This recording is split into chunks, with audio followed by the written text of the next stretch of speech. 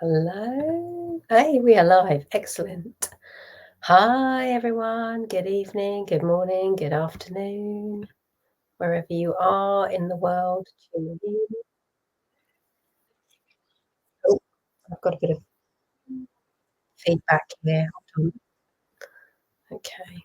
It's always a bit glitchy for me doing this. And I'm very pixelated tonight. My hair keeps disappearing. So, how are you all? Excuse me. I've managed to manifest a bit of a head cold. So there could be a lot of coughing in this. But I was determined to keep going live. Thank you, Helen Walker. So I wanted to talk about the importance of living the life of our dreams. It's something we hear a lot.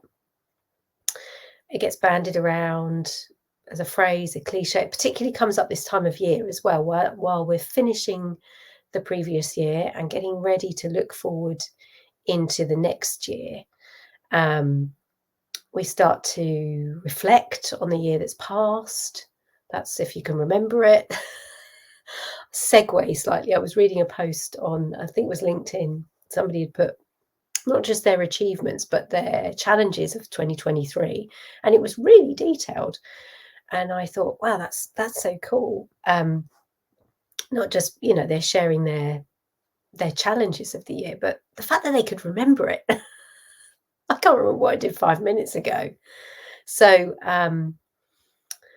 this idea of living the life of our dreams gets bandied around, and I've had a week shuttling between families for Christmas, and we've gone back one family to another, back to the first family, heading back home tomorrow.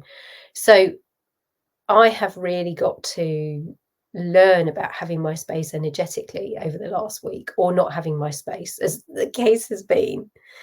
And a very dear friend of mine sent me a quote, which I posted earlier today on social media, which said, the older I get, the more I realize it's okay to live a life that others do not understand.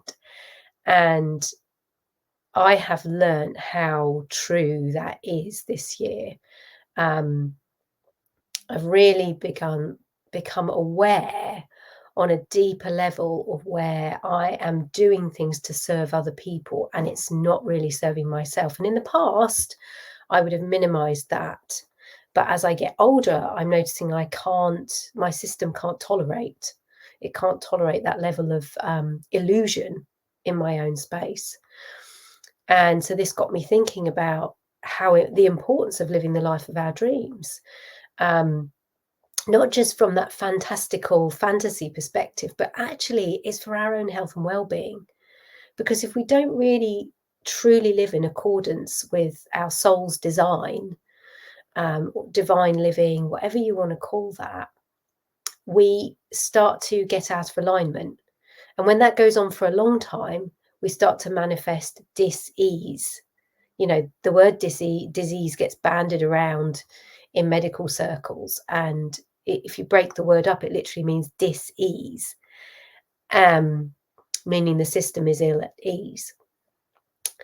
And as I'm saying, if we go on for long enough without that alignment, we become ill. We create dis-ease in the system, and it starts off as being a small thing, coughs and colds and little things that affect us, but we can function. And eventually, years down the line, if we haven't taken stock of what we needed to in our life, if we haven't figured out who we are, what's true for us, and living from that heart-centered place, we get ill. And that is exactly what happened to me when I manifested cancer in my early 30s. And was given 6 months to live by doctors if I did nothing medical. And it was because I ripped the floorboards up of who I thought I was on a body, mind, spirit, and emotional level over a period of 4 years that I got well. It was hard work. It took a lot of focus and commitment. It's probably my greatest achievement in life. That level of self-healing. It's completely possible. I'm not an unusual person. I'm not, there's nothing special about me. It's possible for anybody to do that. But it was because I wasn't living in truth. I wasn't, and this has been going on for a long time. There were things that had manifested in my system. And in doing the healing, or in actually realigning on all of those levels, and this continues today, it's not a once and done thing. Don't let anybody tell you differently. Healing is not pretty. Not when you really, really heal, not when you actually go in and you know, it's not just a little waving of hands and everything is better. To actually create well-being on a systemic level, you have to dig deep, and that can bring things up in the process of doing the greater healing. You know, I think today, in today's world, we have very little staying power. People want a quick answer for everything. They want a quick fix. And I would change nothing about that experience that I went through. It was utterly a gift having cancer, because without that, I wouldn't be doing what I do today. I wouldn't be doing all the things that mean something to me. I wouldn't be serving people in the way I get to serve them. I wouldn't be with the person I'm with as a life partner. I wouldn't have any of the good things that I've created, because all of that makes up my health and well-being, and all of that makes up the life of my dreams, you know, and it's an ongoing process. So I always say it took 4 years from that diagnosis to a point of where I knew there was no cancer, but that was the beginning of the healing journey, really.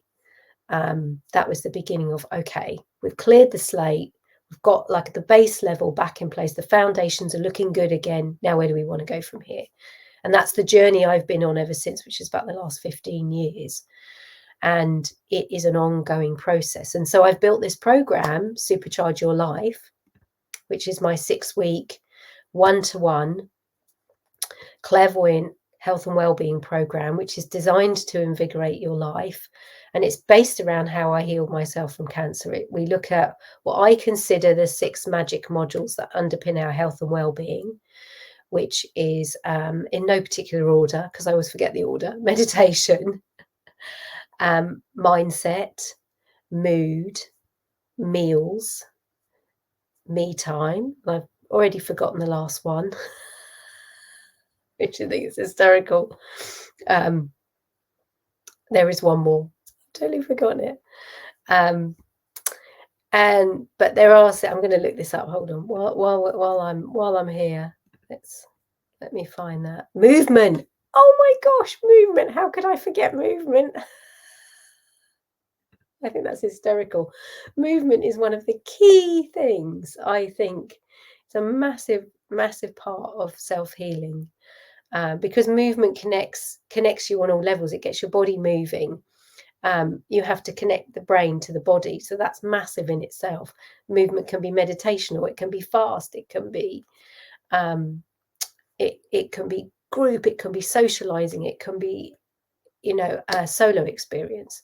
So those are the areas that we look at over 6 weeks. Each week we focus on a different area. I use my clairvoyance. I look at your space in that area. I talk about the blocks. We have a conversation. We put a plan in place. You go away for a week and start to put that plan into action. Next week, you come back. We have a check-in, and then we look at the next area. So by the end of 6 weeks, you've got a blueprint on all of those areas to kickstart your health and well-being, to work in each of the areas, to keep you going on a daily, weekly, monthly basis, to set you up for life. So DM me the word super if you're interested in more information about that program. I make no claims in terms of healing, but it is what I did. It's the blueprint of what I did when I had cancer and how I self-healed. And it wasn't that organized. It was much less organized. But I took everything I did then, and I've created this program to serve people now in doing similar healing for themselves. But you don't have to have a health issue to do this program. It could be that you're just feeling disconnected from yourself. It could be that you want more out of your life. It could be a work issue. It could be a relationship issue. Because usually if we've got a glitch in one area, it's showing up everywhere, and it's something systemic within ourselves. in the lack of how we're connecting to our divinity. So, the importance of living the life of our dreams. DM me the word super if you're interested in Supercharge Your Life. I've just realised that my background is back to front. Anyway, have a great afternoon, evening, weekend, wherever you are. Bye.